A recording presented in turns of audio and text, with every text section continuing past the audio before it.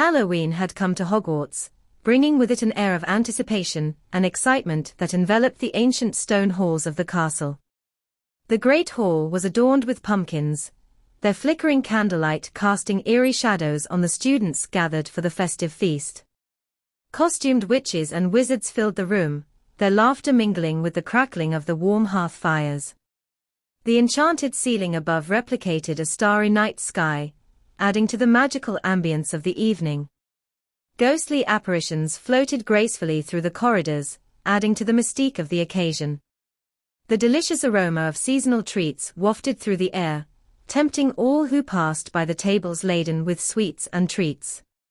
From the youngest first years to the oldest professors, everyone was caught up in the spirit of the holiday, eagerly anticipating the surprises and wonders that Halloween night at Hogwarts always brought.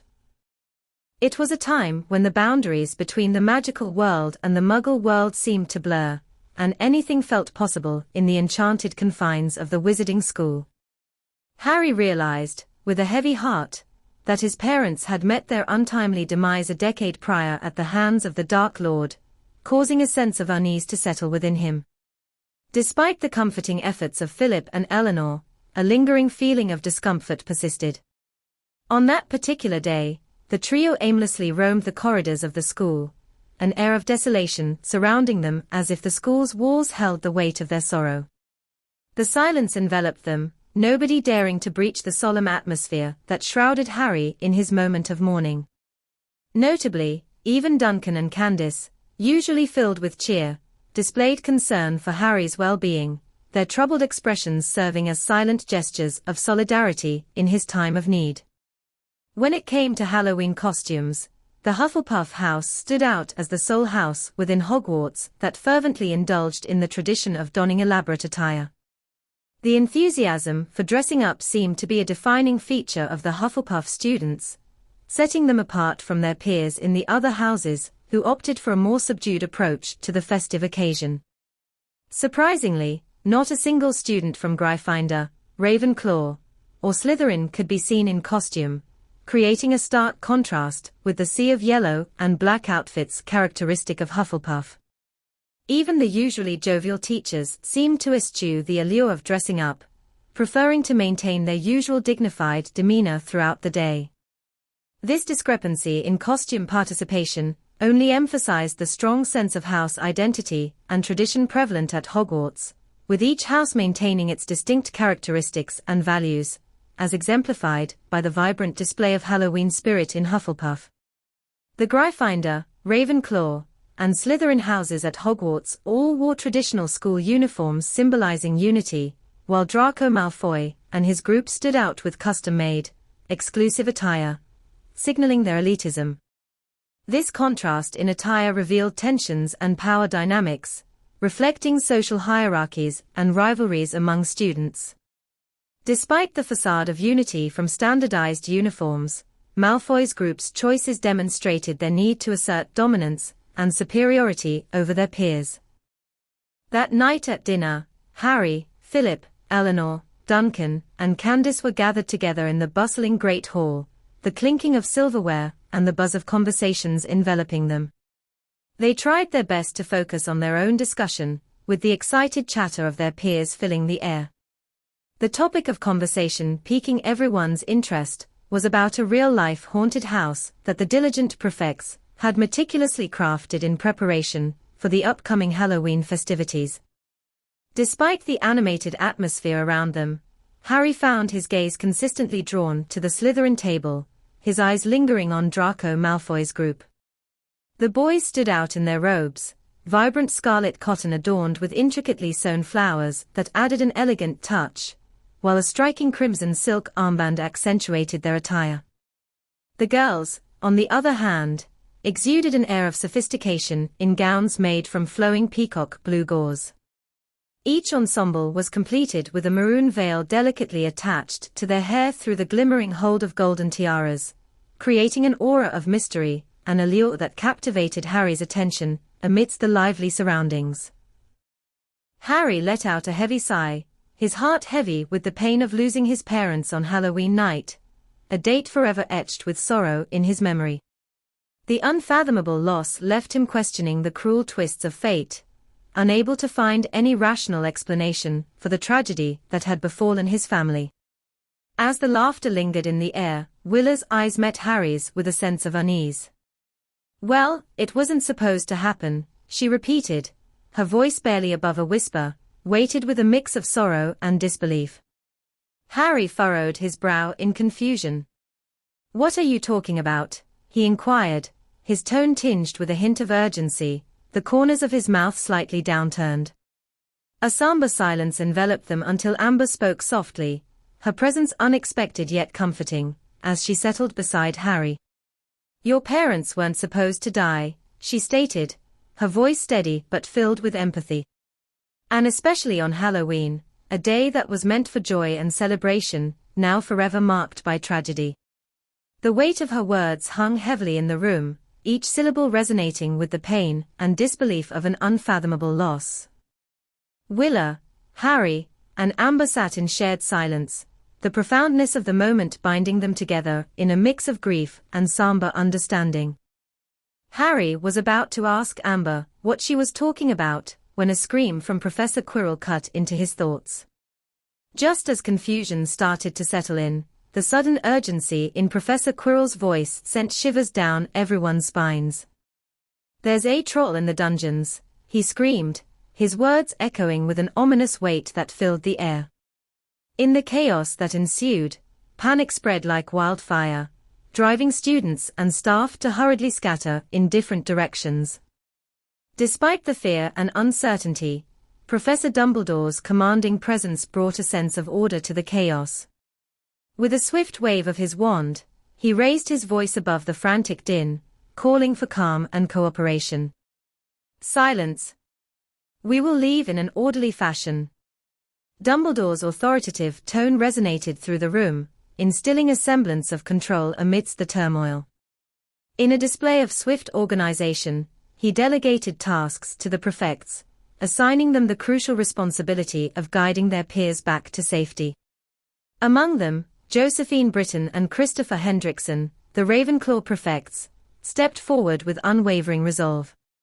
"We must head back to our dorms now," they asserted, their voices a firm anchor in the midst of the storm. "But what about the Slytherins?" said a random student, concern evident in her voice, as she glanced around at the ancient stone walls enclosing them within the depths of Hogwarts. "Aren't their dorms located in the dungeons?" "Indeed," Stacy said with a calm and assured tone, a glint of determination in his eyes as he guided the Slytherin students with unwavering resolve towards the Ravenclaws, their footsteps echoing faintly in the dimly lit corridors. To the watchful prefects who awaited their arrival, he spoke with a sense of purpose. "I have been instructed to escort the Slytherin students to the Ravenclaw quarters, as per the headmaster's orders." "Indeed you were," Josephine acknowledged with a nod of approval, her demeanor exuding authority as she beckoned them to follow her, her steps leading the way through the maze-like passages of the castle, each turn a testament to the rich history and hidden wonders that awaited within the hallowed halls of Hogwarts. "Well, there goes my plan to talk about why my parents died on Halloween night," Harry thought as he and the other children were led away from the Great Hall and back to Ravenclaw quarters. He frowned, thinking about the years he had spent not celebrating Halloween, but never knowing why he didn't like to celebrate Halloween. As he processed his conflicting emotions, a wave of realization washed over him, highlighting the heavy burden he carried in his heart. The tragedy of losing his parents on that fateful Halloween night had cast a shadow over the joyous festivities, leaving Harry grappling with a mix of sorrow, confusion, and a profound sense of emptiness. Unable to grasp the depths of his grief and struggling to comprehend his own complex feelings towards his deceased parents, Harry found himself at a loss. The weight of their absence lingered in his soul, a haunting reminder of the void they had left behind. Confronted with the challenge of mourning for individuals he barely had the chance to know, Harry's inner turmoil only deepened, casting a somber veil over his thoughts. Once the Ravenclaw and Slytherin students reached Ravenclaw quarters, excited chatter filled the air as they discovered an array of Halloween-themed options awaiting them. Ghoulish decorations adorned the common room, setting a spooky ambience that delighted the students. Jack-o'-lantern carving stations had been set up, allowing for creative expressions of Halloween spirit. Additionally, a potion-making workshop beckoned those eager to concoct magical brews with a holiday twist. Despite the festive atmosphere, disappointment gripped the students when they learned that the highly anticipated haunted house trip had been unexpectedly cancelled. Murmurs of disapproval circulated through the crowd, with many expressing their dismay over this unfortunate turn of events. The cancellation cast a shadow over what had otherwise promised to be a memorable Halloween night for the Hogwarts community. Nevertheless, the resilient students quickly adapted and found solace in the other engaging activities available to them, determined to make the most of the evening despite the setback. "Well, this sucks," Duncan said with a sigh of disappointment, his eyes scanning the bustling scene before him. He, Harry, Philip, Eleanor, and Candace were seated at a nearby table, observing the energetic buzz of their classmates engaged in an array of activities. "And I was really looking forward to the haunted house, too," he added wistfully, a tinge of regret evident in his voice.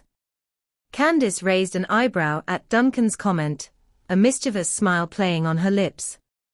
"Really? You were actually looking forward to screaming like a girl," she teased, unable to resist poking fun at his apprehension.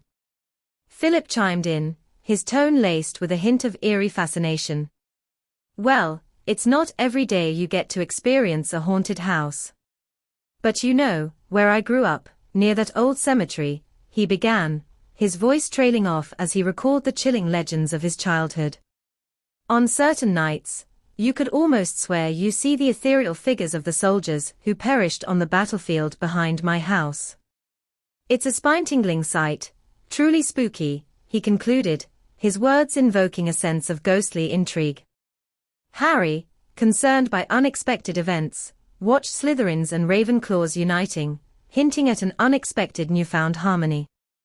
Hermione had told him her opinions about Gryffindor versus Ravenclaw, sparking uncertainty amid memories of Patrick's tragic childhood.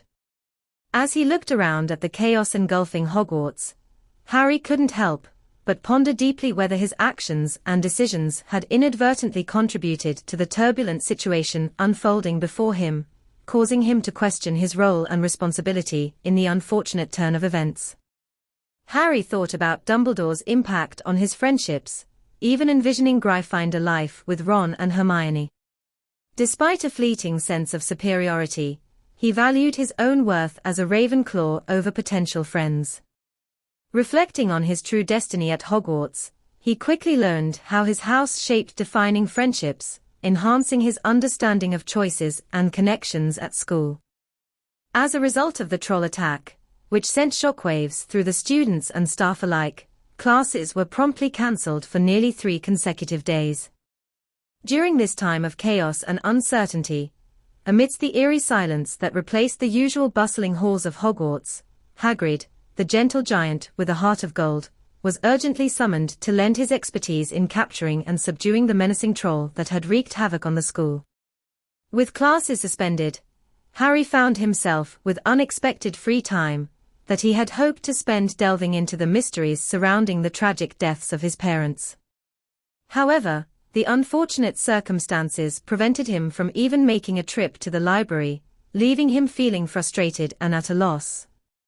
Meanwhile, suspicions loomed in Harry's mind as he couldn't shake the feeling that Patrick Harvey's sudden companionship with Ron Weasley and Hermione Granger was orchestrated by none other than the astute Professor Dumbledore himself.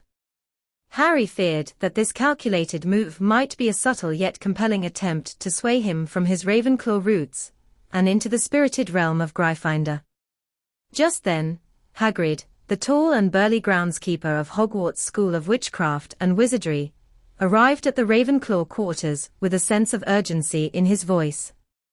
"I've got some good news," he boomed, his eyes twinkling with excitement, causing a ripple of anticipation among the students. "The troll that was causing all the trouble has been successfully captured by the professors." The room erupted into cheers and applause, grateful for the swift resolution of the dangerous creature's presence. But the joy was quickly dampened by Hagrid's next words. As the cheers quieted down, his expression turned grave. "There are, however, some troubling reports that have come to our attention," he continued, his deep voice filled with concern. "There have been whispers of a mysterious shadow skulking around the corridors of Hogwarts, causing unease among both students and staff." Hagrid's news took a darker turn, as he revealed that the Minister of Magic himself had taken an interest in these unsettling rumors. "He will be arriving in a few days to conduct a thorough investigation," Hagrid informed them somberly, his gaze sweeping over the room. "I urge you all to remain vigilant and conduct yourselves with utmost care and responsibility during his visit. It's imperative that we present Hogwarts in the best light possible to the Ministry." "But why would the Minister want to come to Hogwarts?" Candace cried out in disbelief, her voice filled with curiosity and concern. "He has been intrigued by the rumors circulating throughout the wizarding community for quite some time," said the giant solemnly. "Indeed, a diligent student took the initiative weeks earlier to write a detailed account to him, vividly describing the mysterious events witnessed in the Great Hall on Sorting Night, compelling the Minister to investigate further. It had to be either Agnes or one of her friends," Harry thought to himself. "After all, Agnes, Abigail, Julian, and Harvey are just 10 years old, while the rest of the first-year students, such as himself, were 11 years old." Yet, the fact that many of the first-year students were 10 years old was very disturbing, as it meant there was a possibility of someone wanting to bring young children to Hogwarts. This could potentially have serious consequences for the school's enrollment process and the safety of the students. "School is still closed for the weekend," Hagrid said again, his deep voice filled with a sense of certainty. "And on Monday, the Minister will come," he added, his eyes gleaming with anticipation. With a nod, he left, his bulky frame disappearing into the distance. Left alone, Harry furrowed his brow, pondering the unsettling shadow that seemed to linger in the corner of his mind. Its presence left him feeling anxious, a feeling he couldn't shake as he struggled to concentrate on the pile of homework that was awaiting him. And then again, Harry had no idea that the next few weeks would be very telling, as if he was about to embark on a journey that would change his life forever, in ways he could never have imagined.